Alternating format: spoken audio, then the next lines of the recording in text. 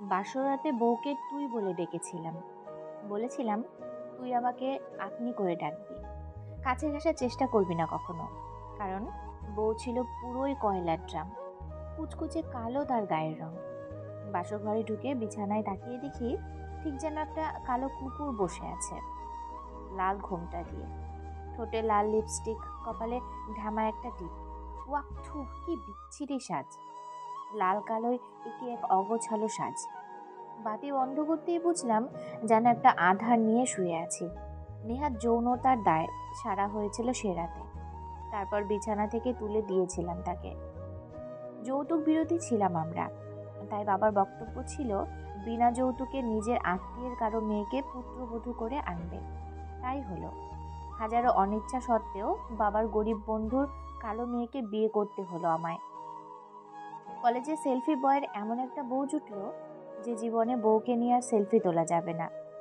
বন্ধুরা অনুরোধ করতো বউ নিয়ে বেড়াতে আসতে, কিন্তু আমি তাকে নিতাম না। লজ্জা আছে তো নাকি? রাতে বাড়ি ফিরতাম দেরি করে, তখনও সে রাত জেগে থাকতো।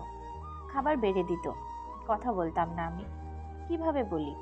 বাড়ির ডিস্কোতে সুন্দরী মেয়ে দেখে বাড়িতে কি অমন আলকাতরা ভালো লাগে? ওর কি প্রয়োজন সেটা কোনোদিন জিজ্ঞেস করিনি। বাড়িতে সবার কাপড় কেনা হতো, খাবার তো আছেই, আর কি চাই। এইভাবেই কেটে গেল কয়েক মাস। সেদিন এক বন্ধু তার গার্লফ্রেন্ডকে গিফট দেওয়ার জন্য কিছু কিনেছিল, সেটা আমাকে পৌঁছে দিতে হবে। অনেক রাত। গিফট বক্স নিয়ে বাড়ি ফিরলাম আমি।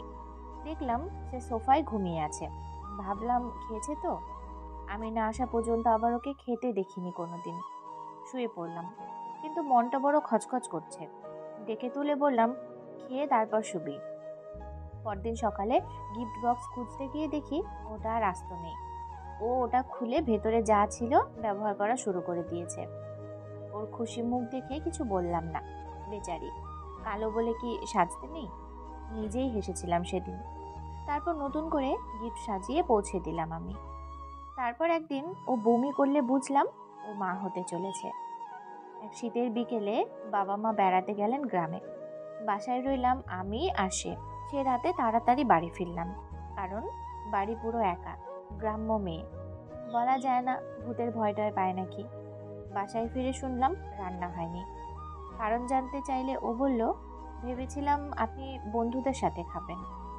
দুপুরের কিছু ভাত ছিল, আমার হয়ে যাবে। তাই ফ্রিজ খুলে দেখলাম সামান্যই ভাত। বললাম, চল কাপড় পরে নে, হোটেলে খাবি।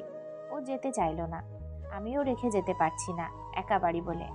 অবশেষে দুজনে বাহির হলাম। রাতের শহর ও যেন হা হয়ে দেখছিল। বললাম, হাত ধর, না হলে ভিড়ে আবার হারিয়ে যাবি। সেদিন প্রথম ও আমার সাথে বেরিয়েছিল, প্রথম আমার হাত ধরেছিল। মন্দ না, আমিও ওর আঙুল ধরেছিলাম যাতে ও হারিয়ে না যায়। হোটেলে আমাকে আপনি করে বলবি না, তুমি করে বলবি।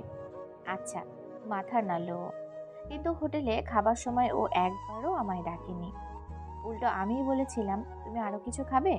সেদিন দেখি স্নো টিউব কেটে স্নো বের করছে। রেগে বললাম, স্নো ফুরিয়ে গেছে বলতে পারো না? সেদিন সে প্রথম আমার কাছে শ্যাম্পু চেয়েছিল। আমি সেদিন ওকে আমি সেদিন ওকে নিয়ে মার্কেটে গেলাম কসমেটিক্স কিনতে। বন্ধুরা অনেকেই দেখেছিল সেদিন, কিন্তু সবাই ভাবি বলে যথেষ্ট রেসপেক্ট করেছিল। সবাই 3 দিন পর আড্ডাতে আসার জন্য অনুরোধ করছিল ওকে।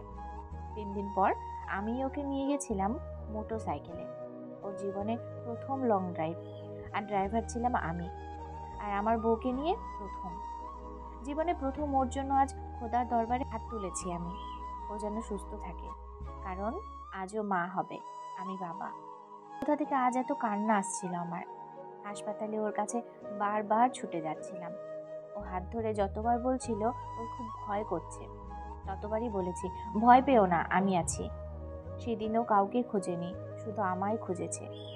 আমার পাশে থাকতে বলেছে বারবার, আর আমি বারবার পর্দার ফাঁক দিয়ে ওকে দেখলাম। সিজারে নেওয়া হয়েছে ওকে, সন্তান পেলাম, কিন্তু ওকে পেলাম না। ওর দেহটা ধরে সেদিন খুব কেঁদেছিলাম। মনে হচ্ছিল খুব, যেন নিজের কলিজাটা ছিঁড়ে গেছে। আজও ওর কবরের পাশে ছুটে যাই, চিৎকার করে বলি, ফিরে এসো তুমি। একটা রাত তোমার সাথে গল্প করা বাকি ছিল, একটা সেলফি তোমায় নিয়ে তোলার ছিল। জানি ওকে ভালোবাসা দিতে পারিনি, কিন্তু আজ বুঝেছি কেন এখনো বুকের বাম পাশটা চিনচিন করে ব্যথা করে।